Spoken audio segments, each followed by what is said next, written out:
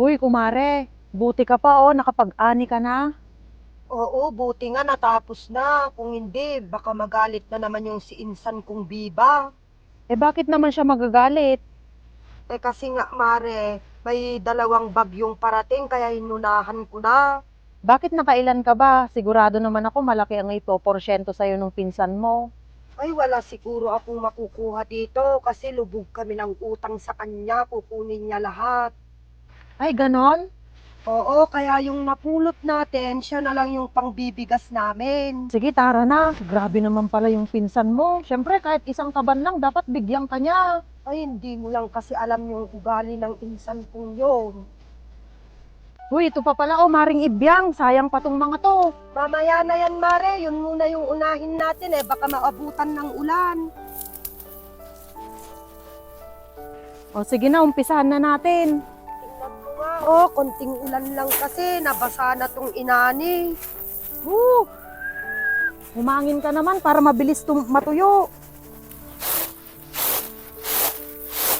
Nay! Yung baon ninyo, dito na! Ay, Marisimang, kain muna tayo. Diyan na yung anak ko, oh. Tara. Ay, hindi na, Mare.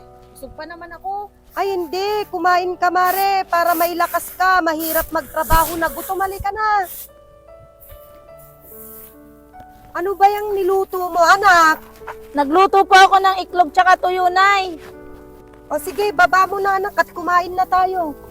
Dito na naipatong.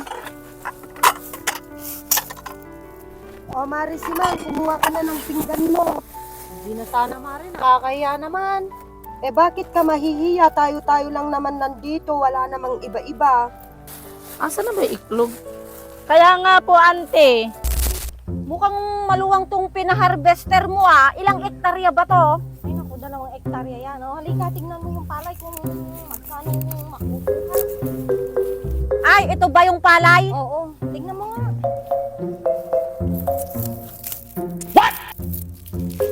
Titignan ko muna bago ko presyuhan. Ano? Maberde pa.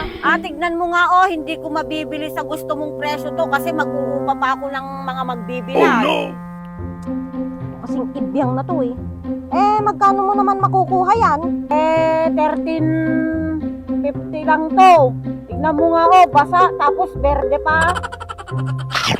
Ay, si Kwan pala, si Esson at saka si Nepnep, nagbabayar pa ba yung mga yon?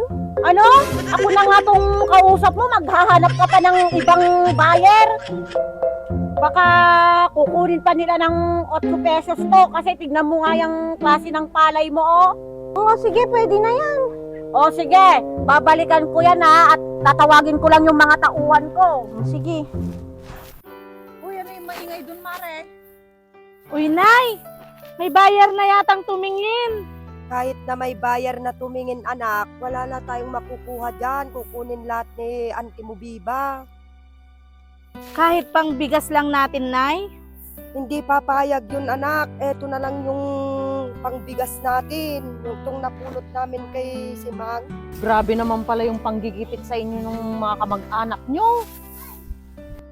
Talagang ganyan yung buhay, Mare. Sila kasi yung meron Nay, dapat lumaban ka. Hayaan mo na, anak. Ayoko ng gulo. Buti nga pinapahiram pa yung sinasaka natin. Hoy, Ibyang! Halika nga dito, sandali. Nay, tawag ka na, Auntie Biba. O, ayan, Mare, baka bibigyan ka niya. Ewan ko kung anong sasabihin niya. Sandali, puntahan ko siya, Ay, ano kayang sasabihin niya? Kinakabahan naman ako. Bakit, Beba? Ikaw, bakit inunahan mo na akong magdesisyon, ha? Pinaharvester mo na pala to, maberte pa? Kasi insan, may darating daw na 2 bagyo, kaya inunahan ko na yung bagyo, pinaharvester ko na. Bakit? Nasisigurado mo ba na dito sa atin tatama ang bagyo? Tignan mo, sayang ang init. O tignan mo, yung presyo ng buyer, loging-logi ako dyan, Ibyang. Alam mo, mulala ka ha? Kaya hindi ka umaasenso kasi tatanga-tanga ka. Kaya sa susunod, hindi na kayong magbubukid dito, ha? Tanga-tanga. Huwag naman ganyan, nakikiusap ako sa'yo, insan. Maawa ka naman sa amin. Eto lang yung alam kong pagkakakitaan namin. Diba, makikiusap apat na makaawa sa'yo. Huwag mo kaming kaalisin dito. Mga hampas lupa kayo, kahit lumuhod ka dyan sa harap ko, hindi na magbabago ang isip ko.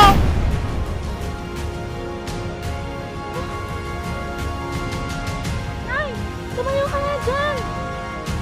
Huwag naman po ganyan, at huwag naman po ninyong gigipitin yung nanay ko. Bastos ka, huwag kang nangengialam dito. Hayaan mo na, anak. Hindi na, sobra sila. Ikaw, makasarili ka, walang kamag-anak sa'yo. Ah, sumasagot ka pa ha? Anak! Swapang ka! Gusto mo lahat sa'yo! Ano? Porque nakakaangat ka at kami naghihirap? Yung respeto mo, binabase mo sa pera. Porque naghihirap kami at walang-wala? Bastos ka talaga! Parehas kayo ng nanay mo. Diyan kayo nababagay, diyan sa putik. Bastos na agad kapag sumasagot? Pero pag kayong nagbabastos, okay lang? Ano? Kung hindi ako magsasalita, patuloy niyo kaming aapihin at ibabaon? Hoy, ikaw, talagang matapang yung hiya mo, ano? Para sabihin ko sa inyo, ha? Ako ang nagpapalaan sa inyo! Huwag mo naman saktan yung anak ko. Maawa ka naman, wala ka na bang awa? Maawa? Bastos mong pinalaki ang anak mo! Maawa ako? Kaya wag niyo akong sasagot-sagutin. Ilugar niyo yung mga sarili niyo. At kilalanin niyo kung sino kinakalaban niyo. Ganyan lang kayo kumpara sa ibang kamag-anak natin. Mga hampas lupa kayo.